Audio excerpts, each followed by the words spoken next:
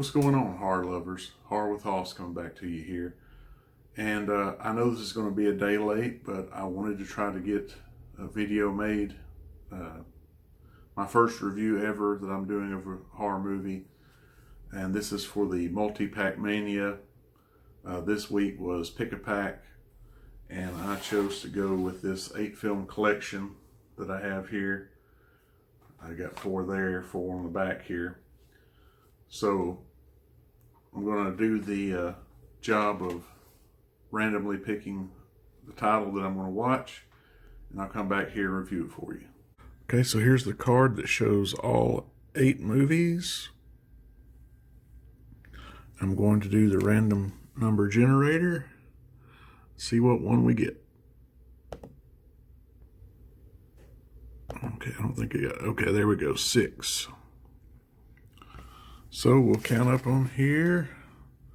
1, 2, 3, 4 on the right side, 5 and 6. Looks like I'll be reviewing Visible Scars. So as you saw there, the movie's been selected. It is going to be Visible Scars, which is a 2012 movie directed by Richard Turk. Roughly an hour and 40-minute runtime. Some of the stars in this movie, one of the biggest ones that I knew right offhand was Tom Sizemore. He plays the role of Mike Gillis. Then next there's Hannah Hall, who plays the role of Becky Comfort. You may recognize her. She was the one who played a young Jenny in Forrest Gump years ago, and also played Judith Myers in the Rob Zombie Halloween adaptation. Also there's Jillian Murray, who plays Stacy Walker, and Dave Park, who plays Detective Black. So how to sum up this movie? It was definitely not what I was expecting, and it took some turns and twists through this movie. I really think the runtime was a little long, and I'll get more into that in just a minute. But this has quite a few different storylines going on in it. It's dealing with different abusive relationships that is shown throughout this movie. Also kind of acts as a procedural cop drama thriller, as there's a crime that has to be solved, or that this certain detective wants to solve. And then of course there are the horror elements, somewhat of a slasher, you might even say. I don't want to try to give away too much in this movie, but I will give you the gist of how things get going. Basically, you start out in one timeline where Mike Gillis is visiting Hannah Hall's character, Becky Comfort. She is pretty much a prostitute, prostituting herself in order to gain money. She has 2 twin daughters. Of course, no father around to be seen. And Tom Sizemore plays a real terrible person in this movie. He's very abusive, not only to her, but also to the woman he's staying with, which I assume was his wife. I don't know if it actually described if she was his wife or not, but you come to find her later.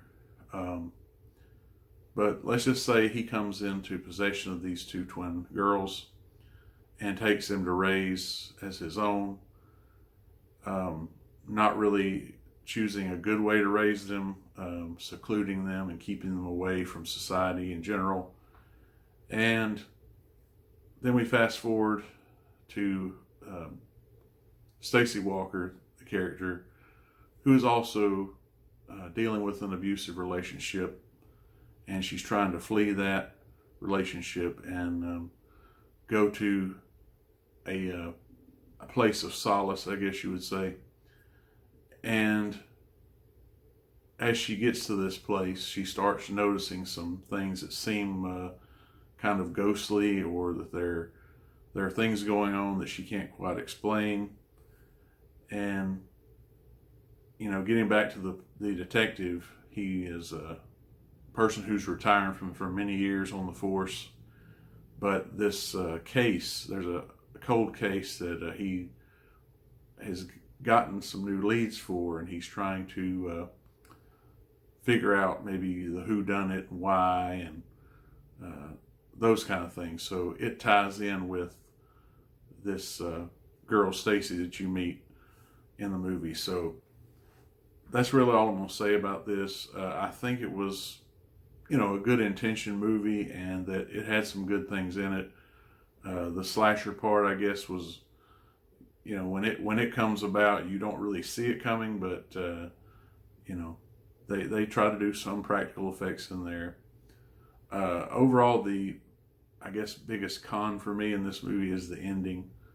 I just think that maybe they could have trimmed some of the parts of the movie which I feel weren't really helping the story. If they would have trimmed that and instead put it towards a better ending, because I feel like the ending was really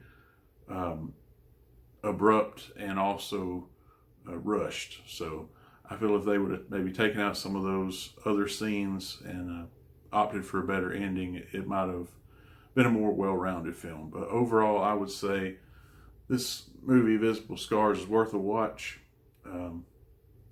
You can look out for it somewhere. Like I said, I found on this 8-pack. But yeah, that's really all I want to say. But I hope y'all enjoy this, my first review. Next time I'll try to get it done on the actual day that it's supposed to be. But yeah, I'm looking forward to doing some more reviews for y'all. I know up until this point, I've really only done my haul videos and a few contest entries here or there, but I really appreciate y'all's support of my channel, and I enjoy also getting to see y'all's. I know this is technically Wild Eye Week, but I really don't have a lot of Wild Eye titles, and the one, I guess, multi-pack that I have, those movies have already been reviewed on here multiple times by different video makers, so I kind of felt I wasn't going to add to movies that have pretty much been well covered, in my opinion. If y'all like this video, please give me a thumbs up. If you really like the video, consider subscribing, click the notification bell. That way you'll know anytime I upload a new video. I hope all of you have a great rest of your day, and we'll see you in the next one. Peace.